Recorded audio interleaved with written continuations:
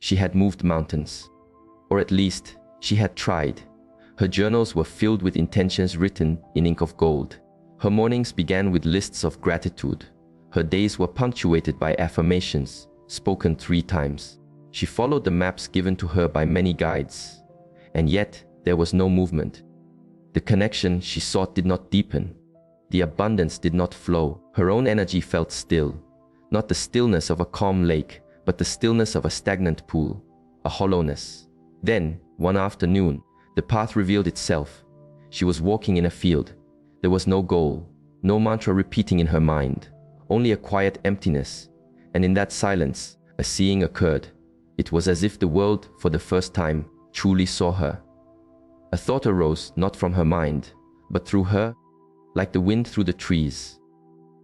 You have been calling from a place of thirst. The knowing landed in her like a soft rain. Every affirmation had carried the vibration of need. Every vision board whispered a story of absence. Every intention was a declaration of separation, not of being. That was the day the striving ceased, and the receiving began. What was the shift? This story is not of one soul, but of a law of the inner world that many on the path overlook. The great field of existence does not respond to your words. It responds to the clarity of your heart. And many of us are sending signals of a storm, not of a clear sky. We have been taught that this inner work is complex, that it requires immense effort, intricate steps, a constant holding on. But what if this very noise is the barrier? What if the truest power is found not in complexity, but in a profound simplicity? There is a reason the sages of my tradition, the mystics, and even the explorers of the quantum world point to the same truth. A reality is shaped not by the one who controls it, but by the one who can become still enough to become one with it. But stillness is not what most practice. Most practice a form of clinging. They want a thing with such force that their own inner space becomes distorted. The mind is a flurry of strategies, the heart a vessel of doubt, and the signal they send out becomes clouded. And the great field, which is only a mirror, can only reflect the clouds back to them. This is the great turning point. The more fiercely you grasp, the further it seems to recede, not as a lesson from the universe, but as a reflection. For your very effort broadcasts the one clear message: it is not here. And in the realm of pure reflection, this becomes your truth. The woman in the story did not find her way because she gave up. She found it because in releasing the noise, she finally heard the quiet music. She stopped vibrating effort. She began vibrating as space, and the universe cannot help but fill a welcoming space. So, in our time together, we will not add more techniques. We will remove the unnecessary. We will see why the most simple shift in being is the most powerful, and why it is so often overlooked. Because simplicity asks for trust, and trust is the true gateway to the path. We will explore the deep mechanics of why this works. We will understand how the field responds only to a clean heart, and how all our efforts to be right can be the very source of the distortion. If you have ever felt you are doing everything you were taught, but the ground beneath you does not change, then I invite you to stay. The truth is simpler than you know, but it is not what you have been told. Why does simplicity work in the great field? And why does the mind so often resist it? Because the mind does not truly seek alignment. The mind seeks control, and control is the opposite of the flow. Let us go deeper. In the traditions of my teachers, it is understood that reality is not a fixed stone. It is a flowing river of what can be. It exists as potential, as possibilities, until the moment of observation. That observation is consciousness, it is you. But here is the wisdom that is often missed. It is not your intention alone that shapes the flow. It is the stillness of the water behind the intention. Imagine you are trying to hear a single, pure musical note, but your hand trembles striking many strings at once.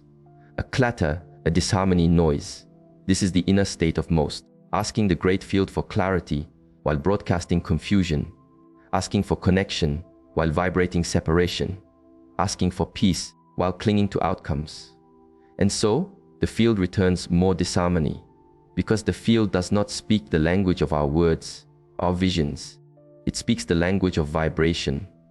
And that vibration must be coherent enough to be heard. This is why this inner work becomes profoundly simple when we release the layers of trying, of forcing, of controlling. In that stillness, the signal becomes pure. The heart becomes stable. The intention becomes clean. There is a teaching in my lineage about losing one's way. It speaks of becoming entangled with too many paths, too many voices, and losing the one true direction that comes from within. You are a source of vibration. Your energy, your heart, your inner state. But when you become entangled with doubt, with comparing, with the need for answers outside yourself, you lose coherence. You lose the clarity that allows reality to take the shape of your highest truth. This is why those who walk the path with ease appear effortless. They are not careless. They are clear. They have ceased the attempt to shape the outcome and have instead become the living embodiment of the outcome. They live from a place of, or just so, not just in words, but in their very breath, in their posture. This is where simplicity becomes your greatest strength. When you clear the mind's clutter and the heart's chaos, you offer the field a clear reflection. You become a still lake, a strong drum, and the mystery dissolves. It simply becomes a mirror. But here is where the path becomes even more graceful. As you simplify your inner world, your outer world quickens. There is less resistance in the flow, less drag, fewer competing currents. This is not a philosophy. It is a law of energy. An ancient teacher once described the universe not as separate things, but as a unified whole, a field of infinite potential folded within itself. Your thoughts, your feelings, your resonance, they unfold into this field, and reality reflects it back to you. So the only question becomes, what are you unfolding into the field? Complication or coherence? Noise or a quiet knowing? Effort or the clear light of your own being? Many of us have been taught that growth, love, and peace require struggle, hard work, and sacrifice. This story is so deep within us that when a teacher says, it can be simple, the mind fights back. Why? Because simplicity is a threat to the self that was built on struggle. If it is simple, then perhaps I have made it complex, because a part of me did not feel worthy of ease, or because I still believed my value was earned through the climb. This is where the inner path and the nature of reality meet. Simplicity is not a shortcut, it is a return to your natural frequency. And when you return to that state, uncluttered, unattached, undisturbed, the universe does not need to be convinced, it simply aligns. Next, we will uncover the most common current that pulls people back into complexity and how to gently step out of it. You will see why wanting is often the very barrier to having. Because the field does not give you what you crave, it gives you what you are. And the more simply you can embody this truth, the faster all things align. Stay with me. The change does not happen when you force it. It happens when you allow it. Let us speak of the trap, the one that quietly undoes our deepest intentions, even when the mind believes it is on the right path. It is the energy of wanting. Wanting appears innocent. It feels like desire. It speaks like passion. But in the language of the great field, there is a universe of difference between desire and wanting. Desire is born from expansion. Wanting is born from a sense of lack. Desire sings, I am open to this experience. Wanting whispers, I am not whole without this. And the great field, the mirror of your being, always reflects your truest frequency. Not your words, not your plans, not your hopes, your frequency. When you exist in a state of wanting, even with a pure heart, your being broadcasts one constant message. It is not here. I do not have it. I am still incomplete. And the field in its perfect compassion agrees. So it is. It is not here. Let us look closer. From the perspective of the sages, all possibilities already exist. They exist as unspoken verses in the great poem of existence. Every version of your life, the one of peace, the one of love, the one of purpose, already is as a potential in the flow. But you do not pull these realities toward you. You do not chase them. You tune to them. You align with them so completely that they become your physical experience. This alignment is not found through force. It is found through identity. When you are in a state of wanting, your identity is one who lacks. But when you shift into being, the version of you who already knows, who already feels, who already is, you allow that timeline to emerge without effort. This is why teachers of all traditions point to this simple, but often misunderstood, truth: you do not attract what you want, you attract what you are. But here is the turning point that most teachings miss. You cannot pretend to make this shift. You cannot speak the words, "It is so," while your heart beats with the rhythm of need, of urgency, of fear. The field is not fooled by the mind's words. It reads the coherence of the heart. This is why simplicity is not just easier, it is more powerful. Because when you release the emotional storm of wanting, you become available to receive. Think of those you have seen who walk through life with a sense of grace. They were not striving. They were not obsessed. They were not counting the signs. They were being, living, trusting. They had released the tight grip of wanting, and in that release, their very being became magnetic. This is not passivity, it is profound alignment. Wanting is a closed energy. A clenched fist, it says to the universe, "I am small and in need." Being is an open energy, an open palm. It radiates wholeness. It says, "I already carry the seed of this within me." That is the frequency the field mirrors back. So, how does one make this shift? Not by more doing, by a quiet reorientation of identity. You cease trying to become the person who has the thing, and you begin to act from the heart of the person who would never question it being there. You stop asking, "How do I get there?"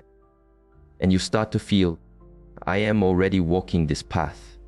You do not visualize to make it happen. You visualize to remember the feeling of the destination. You do not affirm because you are in doubt. You affirm because it is already so. This shift is internal, silent, often unseen by others, but it is a tectonic shift in your own field. And the moment you shift from wanting to being, the field itself begins to form around your new posture. Because you are no longer asking. You are no longer waiting. You are no longer vibrating from a place of separation. You have become the frequency of that which you once saw as separate from you. And in that moment, the separation dissolves.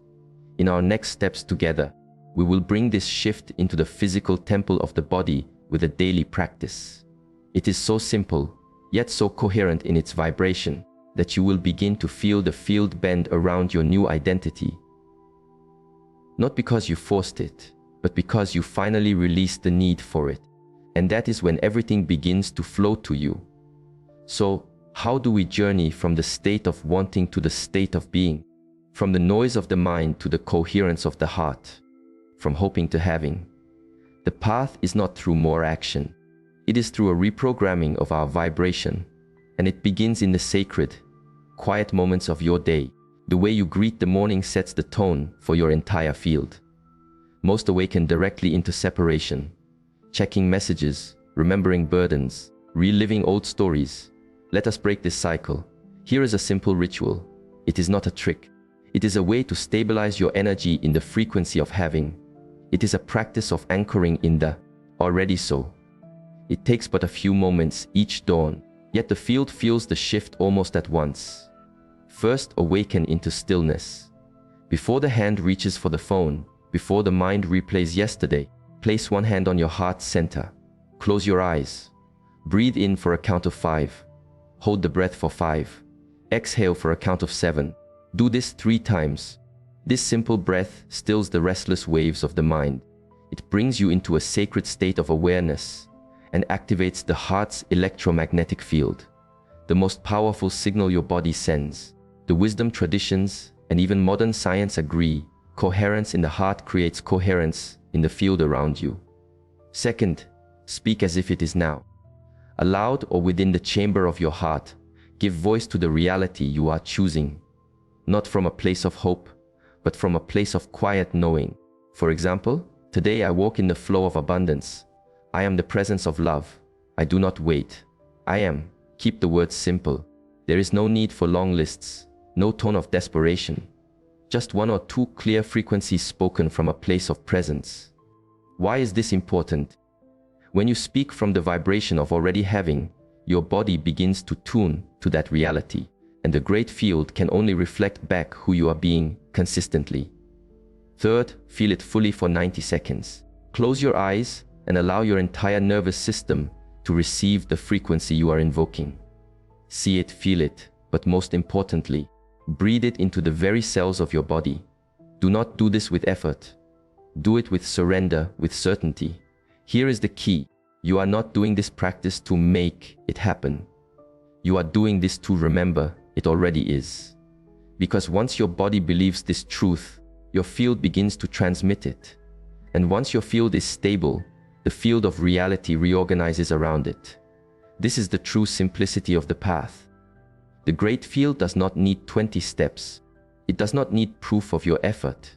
It needs your clarity, repeated with a consistent heart. And here is the beautiful unfolding when you simplify your inner transmission. The outer world becomes clearer too. Synchronicities increase, resistance softens, paths open, timelines align. You are no longer moving through life trying to force things to happen. You are walking as one who already knows. And that knowing is magnetic. Now, before we continue, I invite you to anchor this frequency with a small gesture. In the comments below, simply write, "I allow it to be so." Let that be your declaration to the field. Not that you are trying harder, but that you are opening more deeply. Because when you truly allow, the field responds not with maybe, but with momentum. Next, we will explore why this profound simplicity is so often rejected by the mind, and how the patterns of your subconscious may be attached to the complexity that keeps you in the same inner weather. We will also reveal how to remain in this frequency without constantly looking for the proof. This is the final key to letting this work feel natural, because that is the deepest secret. It was never meant to be a struggle. You just grew accustomed to the noise. There is something we rarely speak of on this path. A truth that can be uncomfortable, yet is liberating once it is understood. Most are not afraid that their deepest desires will not take form. They are afraid that they will, and that the person they know themselves to be will not know how to exist in that new reality. This is what keeps you circling in complexity, in spiritual business, in a quiet resistance to simplicity. Because simplicity demands one thing the constructed self cannot pretend to offer: surrender. And surrender feels like a death to the part of you that has built its identity upon striving, fixing, proving, and chasing. So when a teacher whispers, "It is already so," a part of your mind cries out, "But if I stop trying, will everything fall apart?" This is the paradox. You seek ease, but you have been trained to find safety in the struggle. You want the flow, but you have been praised your entire life for your effort. And so, your very nervous system has learned to associate peace with danger. Complexity becomes the place you hide. In the wisdom of the body, we now understand that the mind builds models to keep you in what is familiar. If you have spent a lifetime believing that good things come only from stress, then a path of ease feels threatening. Even if it is healthier, more resonant, more true. In this inner work, this becomes a loop. You think you are calling in something new, but your field continues to vibrate with the emotional signature of effort. And so, the reality that unfolds matches not your words, but your unhealed patterns. This is why simplicity, true energetic simplicity, is not easy at first. Because to return to it, you must be willing to release the identity that finds power in complexity. The overthinker, the spiritual doer, the one who needs to get the method just right. But here is the liberation. Once you release the identity addicted to trying, you become available to receive possibilities you could never force into being. Because the version of you who already has what you seek is not stressed about the how. She is simply there. She does not check the signs every hour. She does not pray from a place of panic. She does not perform for the universe. She awakens and radiates coherence. This is who you are becoming. It is who you always were, beneath the noise. But how do you remain in that frequency without falling back into the old patterns of control? By learning the art of what some call emotional neutrality. This is not about being numb. It is about being able to feel, without being commanded by the feeling. When a doubt arises, you watch it as you would watch a cloud in the sky, without becoming the cloud. When the urge to fix or to check arises, you pause and you breathe instead. You begin to live from the memory of your future, as one teacher calls it. You anchor your heart into a state that already knows it is done. That emotional state is your true signal. Not your thoughts, not your words, your state of being. Because the field does not respond to what you are doing. It responds to who you are as being while you are doing it. And being is not a performance. It is a return to your original frequency. Before you were taught to force life, to chase connection, to earn your worth.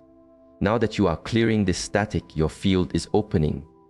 And as it opens, reality itself begins to shift organically. That is what comes next.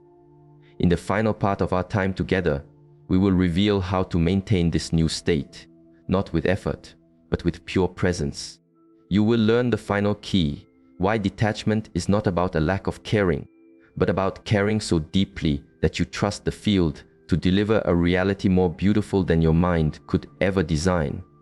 Because in this inner world, your greatest openings do not come from trying harder. They come from letting go of the story that said it had to be hard. And once you do, what was stuck begins to move. What was distant becomes near. And what you once chased begins to seek you. And so we arrive here. You have unlearned the noise. You have remembered the path of simplicity. You have felt the inner shift. Not because you forced it, but because you allowed it. The question that remains is, how do you remain in this space?